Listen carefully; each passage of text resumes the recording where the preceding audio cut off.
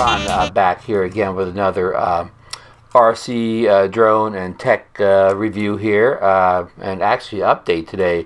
We have the little DJI Mavic Mini here. It got an app update Monday. I'll throw the number in a card up here, something like that. The app update, and what it the showstopper is here. It added white balance setting to the Mavic Mini, a much kind of missed feature that it didn't have in it, and a much requested feature. So we're going to get into that. We're going to show you the update, show you how to access the white balance setting, show you the proper white balance settings. So let's get into it. We'll be right back. Stay with us.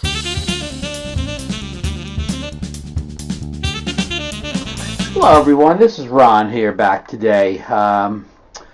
I got the DJI Mavic Mini out here, and I saw Monday, I think it was Monday, that it got an update to the DJI Fly app, which is the app you use to fly this one. It's the only drone in the collection that uses in DJI fleet of drones that uses the Fly app, and it's kind of hard to find. Marcus Crawford told me about it, and I had to I couldn't find it, the update in the usual section of the App Store that has the update. So I actually had to go, to my current version of the app and find the update button. Anyhow, it wasn't easy to find. Hopefully that has changed by now. This is a couple days later, but a little birdie told me that these new updates have added the ability to change the white balance in the video mode. So that's pretty exciting, really. It's a good feature we've been looking for. So I wonder if the drone also got a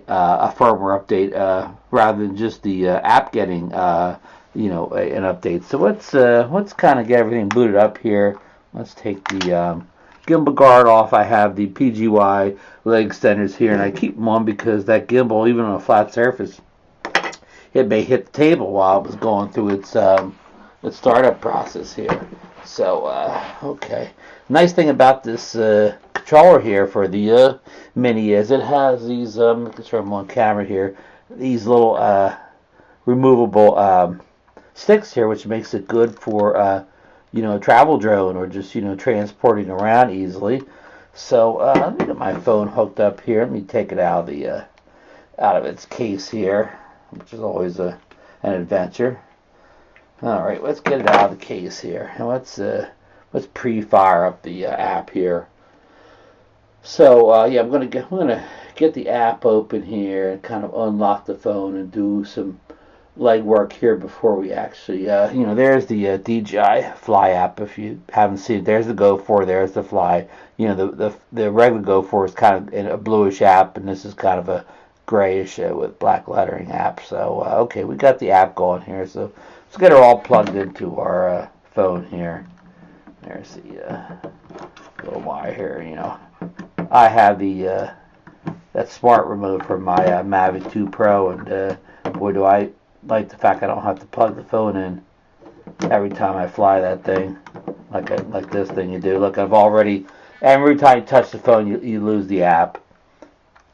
The slightest touch, and you lose the app. So let's get it back here. All right, so let's fire this drone up.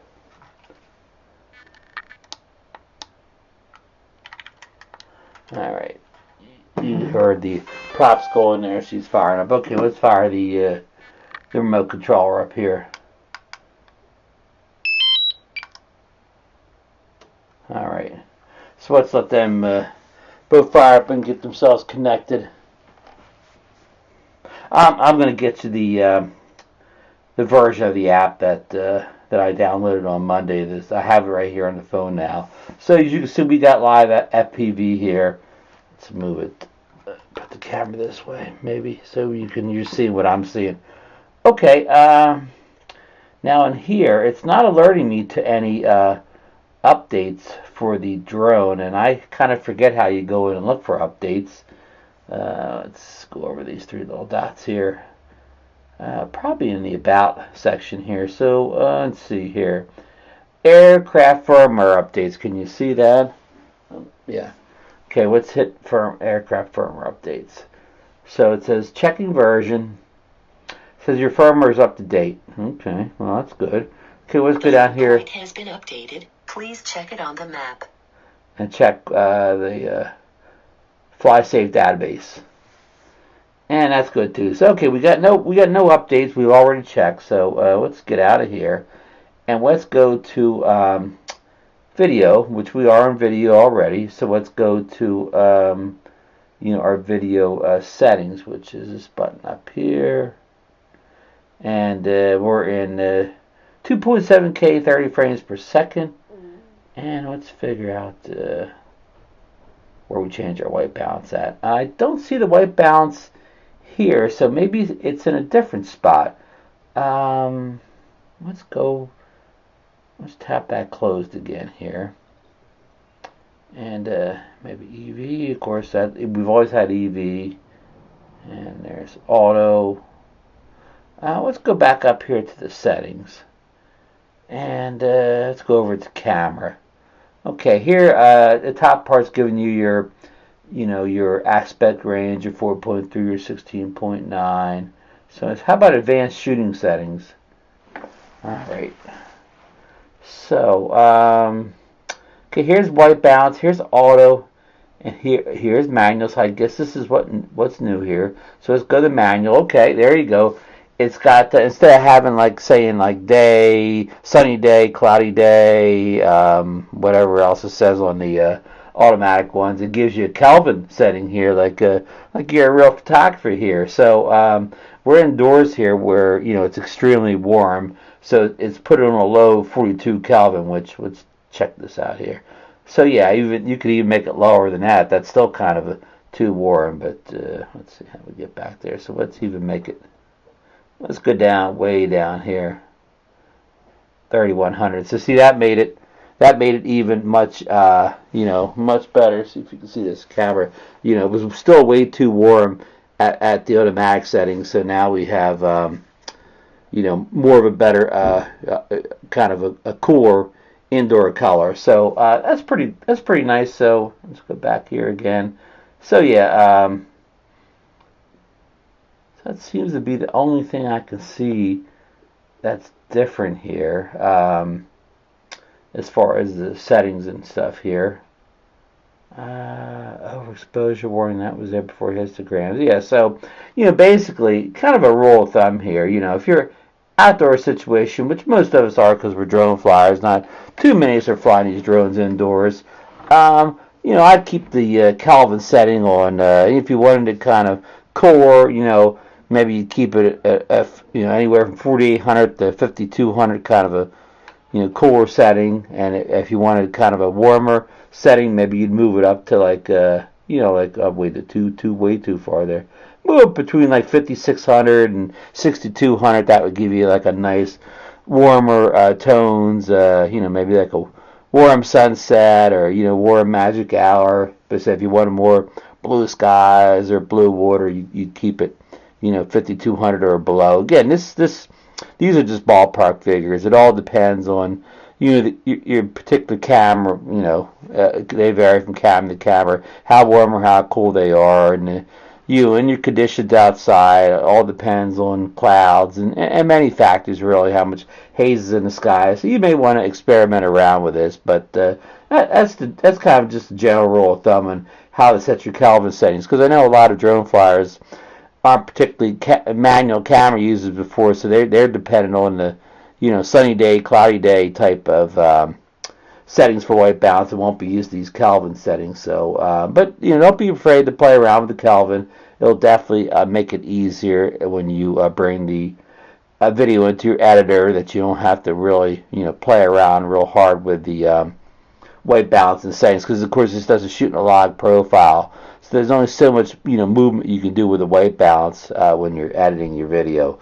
So let's see if we can see any other settings. Somebody said something about additional return home modes.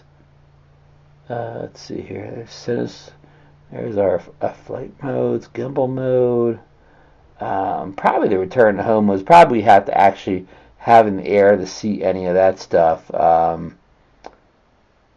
don't know if you can see that on the ground. Here's safety. Let's see here.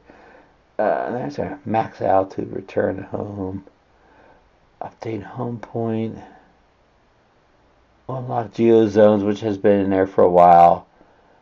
Find my drone. Yeah, I don't really. There's the kind of return to home settings and the max distance and so on.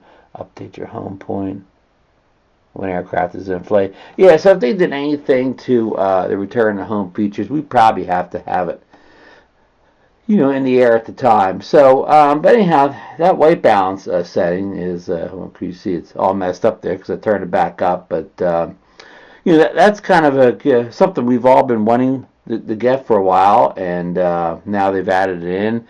I kind of don't like the fact that you can't access it from the photo settings here, and that you can't have it on screen beside the EV and the AE settings there. So that's I don't like that they don't have it built in here, but that you have to go to the up here to change it every time is maybe not the most friendliest way to do it, but it is what it is, right? So, okay, well, that's about it on the little Mavic Mini update. It's a small update, but it's definitely a solid one. Definitely one that many pilots have been asking for, that white balance feature, which was many people much surprised that it wasn't in there, because even my toy quads have the white balance settings in there. So yeah. So anyways, well, thanks for stopping by, and I'll get this out for a test flight as soon as I can. I'm spring here at the Jersey Shore, but early spring, it's basically just like winter. It's it seems to be either it rains, or when it's not raining and the sun's out, it's too windy to fly. So I still don't get a whole lot of opportunity to get out. And of course, we're kind of under restrictions here with the coronavirus. I mean, in New Jersey, we're still allowed to go outside, to walk and get some exercise. You're not supposed to drive far, but you can still walk. How far can you walk? But I'm within an easy walk down to the beach, so I can still get down there and fly if the weather permitting. I'm still legally able to get down there and fly a little bit. So they haven't closed the beaches yet here, but even that one hurt me, because last times I don't actually go on the beach. I just stay in the street and fly. But anyhow, I'm going to ramble on here. So go out, look for that app update for your Mavic Mini. Get white balance added on there, and go out and get some great footage. And the important thing about locking your white balance is you don't want to leave it on the auto setting, because as you turn the drone, yaw the drone different directions, the white balance could change on you in the middle of the shot, and then that really makes it difficult to edit. But I do have to say that the Mavic Mini did a great job of basically picking the right white balance, and did a great job of really not changing it around much. So I know people really complain about the white balance, but I don't know if I saw a drone do a better job of picking the right white balance, and also not doing everything it can not to change that white balance during flight. At least in my experience, that's what I've seen. So all right, again, thanks for stopping by the channel, and we'll be back with more videos before you know it. So hit the subscribe button, ring that bell, and leave a thumbs up on your way out the door. All right, see you in the next one.